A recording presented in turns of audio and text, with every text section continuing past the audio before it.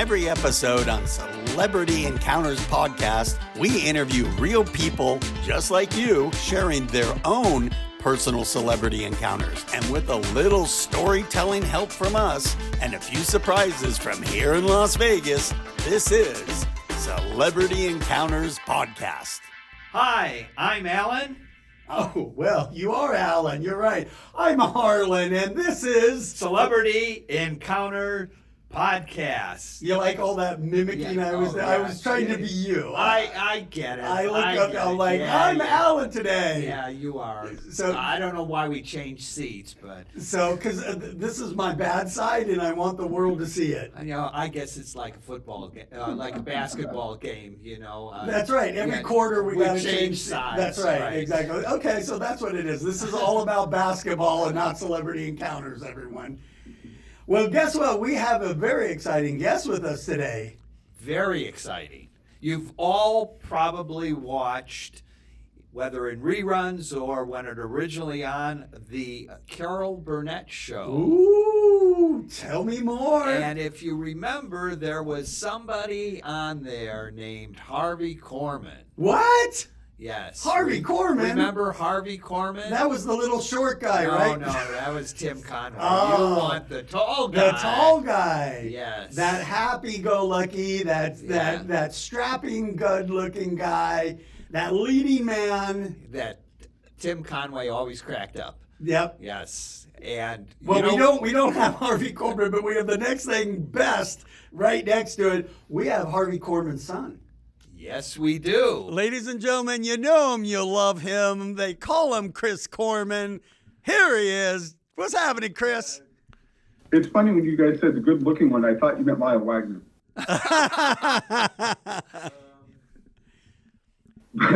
Thank you for having me on your show. Yeah, it's funny that when I first met my wife, I told her who my father was, and that I threw out little hints. She said, the movie star. Her mother said, Dick Van Dyke? No, the good-looking one. Lyle Wagner? No, the funny one. Tim Conway? What, is somebody else on the show? I said, you know Harvey Korman? My wife's mother said in the background, I thought he was dead. Oh! I said, no, just from the neck down. Only a son could say. Only a son could say. Yes, all his son could say. And I could not say that if he was alive because I would be disowned. Actually, I have a question for you. In hindsight, what is it like growing up being the son to somebody like your dad? Was it tough? Was it easy? Was it normal? Even at this age in my life, 58, being on Facebook, sometimes I have to wonder, guys, if it's harder for the child of the celebrity than it is for the celebrity, because the child has to carry on the moniker, the image, the perception. So when my father died in 2008 on Facebook, the problem was that I was mourning my father. I was mourning my son's grandfather, my wife's father-in-law. To everybody else on Facebook, he is a celebrity. But they had to understand that I'm sad not because he was famous. I'm sad because I lost my father. Absolutely. And people feel compelled to share stories to make that connection with me. And I'm still mourning because that week, you have to think about it. Within 5 days, it was Heath Ledger, Paul Newman, Sidney Pollack, my father, and Dick Martin. All the same week? Within 7 days, actually. Oh, gee. Heath Ledger Wow. first, then Sidney Pollack, then Paul Newman, then my father, and then I think Dick Martin. Within 5 or 6 days of each other. Wow. How old was your dad? He was 81. He lived a good life. That's great. He did, yeah. He and Tim Conway toured up to the point they started doing dates. My dad was 70 when he started doing dates. My dad did 700 performances between the age of 70 and 80. Wow. My goodness. And here's what's weird, guys. He said this to me, and I don't know if this is true, but I think it's word for it. He said, I made more money in 10 years touring with Tim than I ever made on TV or movies. Wow. Actually, I can believe it. Yeah, because a lot more money goes directly to the individual performers than it does the whole cast and the writers and the. That's true. Yeah. Also, which I didn't realize, guys, is like Foxwood Theaters in Connecticut. A lot of them are owned by Indian reservations. Right. So the tax break is that they got big, huge money. They got the house money. They got the luxury items that you don't get as a performer. As you said, if you're a part of a cast, you got to share with everybody. Right. I mean, it's just you and Tim and the famous impressionist Louise Duarte, one of the best female impressionists in business. So it was just those three. So my dad said, yes, Chris, I'm in my 70s and I'm working more in my 70s than I ever did in my heyday. So since the book came out in 2022, oh my God, it's Harvey Korman's son. I have got a resurgence, and certainly because of MeTV posting the Burnett show. But my dad's either on the Burnett show one night, he would be on a Lucy one night, he'd be on a Gidget another night, he'd be on a Dennis the Menace another night, or he'd be on a Flintstone, which most people, if they don't know, my father was the voice of the Great Kazoo. Oh, I knew it. Oh. Did you know that? The Great Kazoo, yeah. Oh. If you listen back to it, you're like, that sounds familiar. And then you're like, oh my God, it's Harvey. Absolutely. Yeah, so my dad's claim to fame, I mean, if you think of his resume, it's really quite interesting.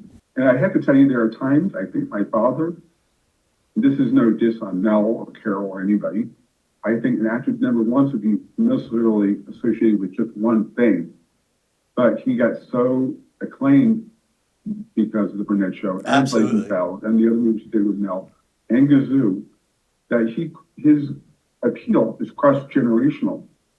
Yeah. A lot of performers don't get that.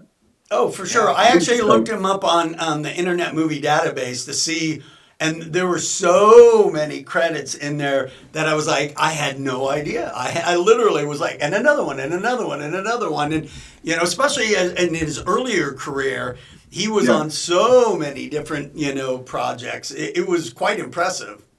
It was. I didn't know he had done a Perry Mason. I didn't know he did a Route 66. I didn't know he did that.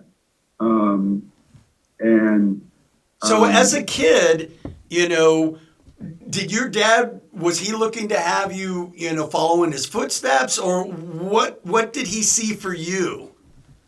Well, I think because I grew up, I don't know how much is told about this. They don't go around bragging about it or talking about it, but I did grow up with a learning disability. So the idea of me being around show business and the pressures of having to be as good as he was, that was not going to be my reality. I don't have his training or his talent, and I didn't aspire to be.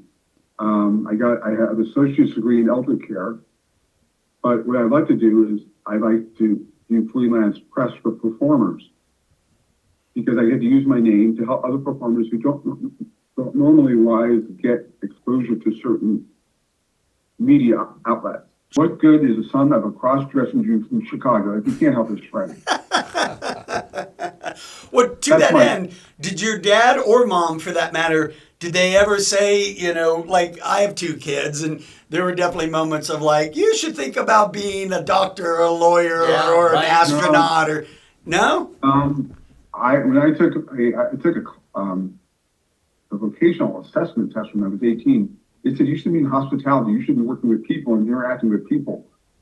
And my wife said you should have your own talk show or podcast, or you should, or work in the radio field. Because I like that I'm like my father, and I like that human connection. Sure. Of connecting with the audience, connecting with people on a human way. I have a question for you. Okay.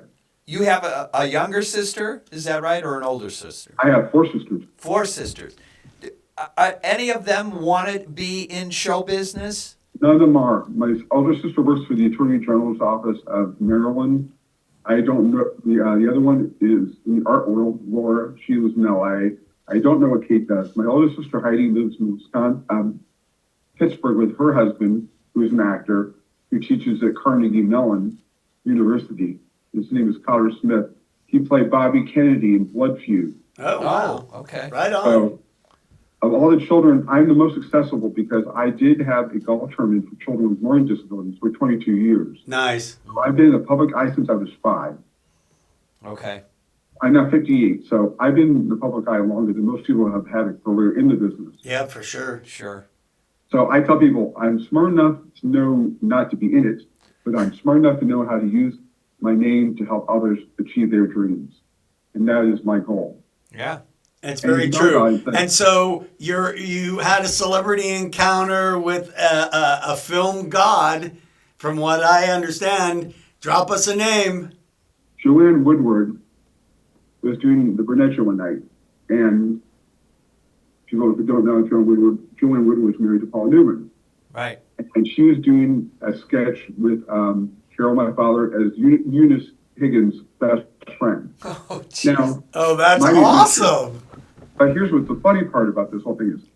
Paul Newman is in the booth with the producer, the associate producer, whatever.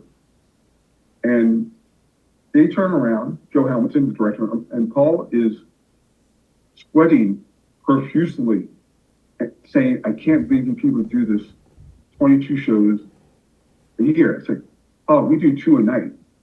It's like, wait a minute, my wife has to do another one? I said, yeah, at 8 o'clock. I said, wait a minute, you do 2 a night for 22, okay. And she has cuts through the week. I said, yeah, she has cuts, and we change things around.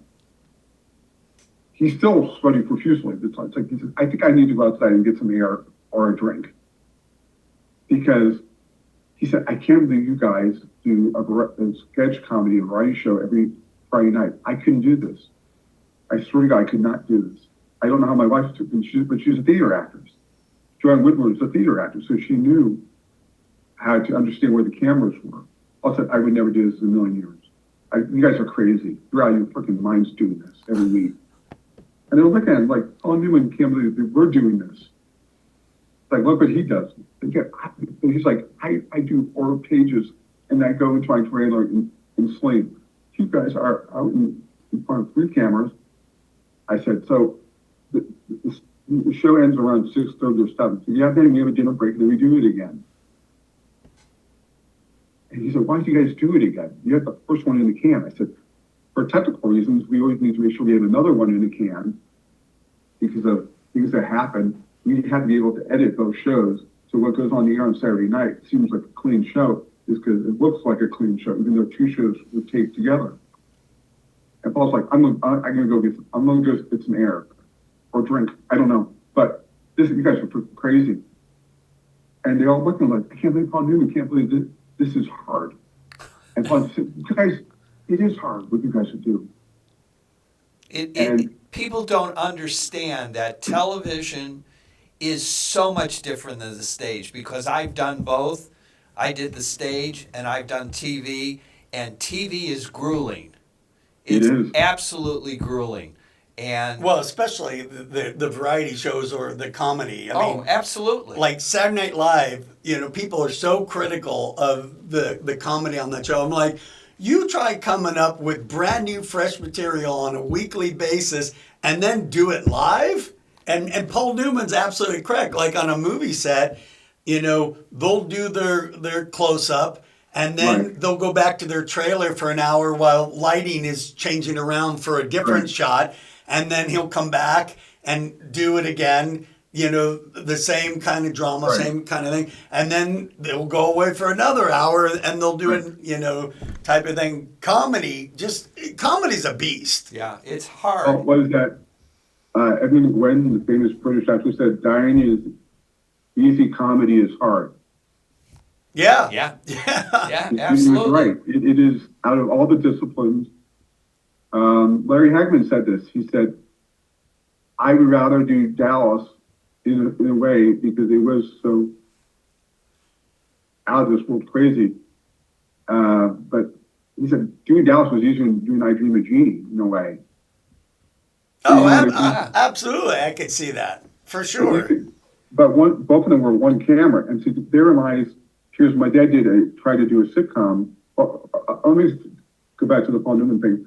So they finish the taping and they go backstage and Joanne is backstage taking her makeup, her wig off, and Paul walked in from what my dad told me. Paul walked in and said, "Are you freaking nuts doing this? I mean, I know you're a stage actress, but I'm loving this, Paul. I love Harvey. I love working with Vicky and Carol. But 2 a night? You know they do this every week." It's like, Paul, you're not even doing the show and you're nervous. I said, "I'm nervous for you." I said, "I'm enjoying this though." I said, "But you're a theater actor." She said, "Yeah, well, it's theater with 3 cameras. If you think about it, it is 3-camera comedy, but they shoot it in a way that makes you feel like, because Carol didn't really like using cue cards. And actors don't like using cue cards unless they have to. Sure. Because the cue card guy is usually under the camera and the actor's words are in a certain color. Carol had her color, but my dad and Carol rarely didn't use cue cards unless the guest wanted it. Sweating profusely, my dad said, he came out of the dressing room and said, "I need a break. I need air. I need something." And Joanne's like, "I'm sorry about Paul. I don't know why he's freaking out about this. He's not even doing the show and he's losing his mind." And it's like, and so, "Yeah, but you have to do another one at 8 o'clock. It's like, honey, I love doing this." And he's just looking at Carol, my dad, and I'm like, "You guys are freaking nuts. I can't believe you guys do this every week." So after Paul had gone through this trauma and you finished the first show and you broke for your meal, did they serve salad with Paul Newman's salad dressing to make him feel better? I don't think he had salad dressing at that point. No, after he did that, he says, "You know what? I can't do this anymore. I'm going to go and make salad dressing." Oh, all right. That's it. I would have too. But I think that's another reason why Carol didn't have certain people on her show. I always thought it was funny that she never had Buddy Hackett on the Burnett show because she worked with him on Stanley. I think there are a lot of performers that they would have loved to have had, but they didn't want to break this idea that they were movie stars, and if they were to come to TV and show that they can't cut it, it was going to affect their movie careers. Sure. Yeah. Back in the day, that was the vibe for sure. Makes perfect sense too. So from what my dad told me was that all night for the second show, they hit drinks and people got to relax. And my dad said, "I was still sweating. We're all relaxed. We're all enjoying ourselves. We're all in our regular wardrobe and clothes. And we're all at the City Slicker, which was the bar opposite of CVS. And they would go over there and party and have fun."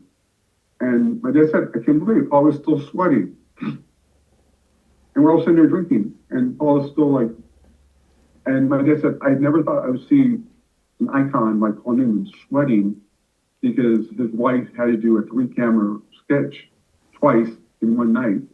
This isn't that hard." He said, "Yeah, but this is Paul Newman. He's not used to doing that kind of acting. Sure. You could do what he does, which is dramatic acting, but he could not do sketch acting." Yeah. Oh, totally agree. So my dad said the worst thing for a comedian is to do a 1-camera sitcom because they don't have the immediate reaction of the audience. So. I would imagine that was the case when he worked on Blazing Saddles. The same thing is, I would imagine that they didn't. Thank you. Exactly. That exactly is the problem. Is that the crew could be laughing. Right. Like, okay, crew laughs at everything because they want to keep their job. Right. But again, it's that immediacy of that reaction of the audience. What's working and what's not working from scene to scene. Right. And Dad would say, and Dad was working with Forrest Leachman and all these actors, and the guest stars would come and like saying their biggest gripe was, "I don't know what's working because there is no laugh. There's a laugh track, but the laugh track's not real. Right. The laugh track is just to tell the audience this is really funny."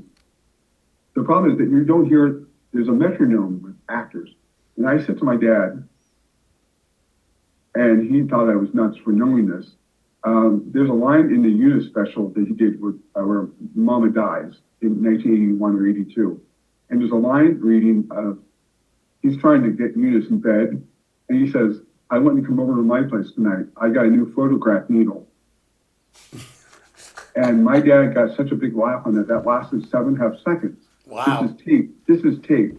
I said, "Dad, why do all your laughs last 7.5 seconds?" He said, "What do you mean?" I said, "Whether you're doing 1 camera or sketch comedy or acting or whatever, your laughs last about 7.5 seconds long. How do you know when to break the rhythm of the laughter. He said, Chris, do you ever do homework? I said, what? I said, you study me like, I said, I have studied you my whole life. Acting is adrenaline, is a drug. Oh, absolutely. Is a drug to a comedian. So my dad used to eviscerate Tim and Louise and said, why are you guys talking on a laugh? They're not going to hear the next line. They're not going to hear the next setup. So why are you even talking? They're not going to hear you. So, see, I have the inverse problem. Is Really? Anytime I'm trying to be funny, I get 7.5 seconds of silence.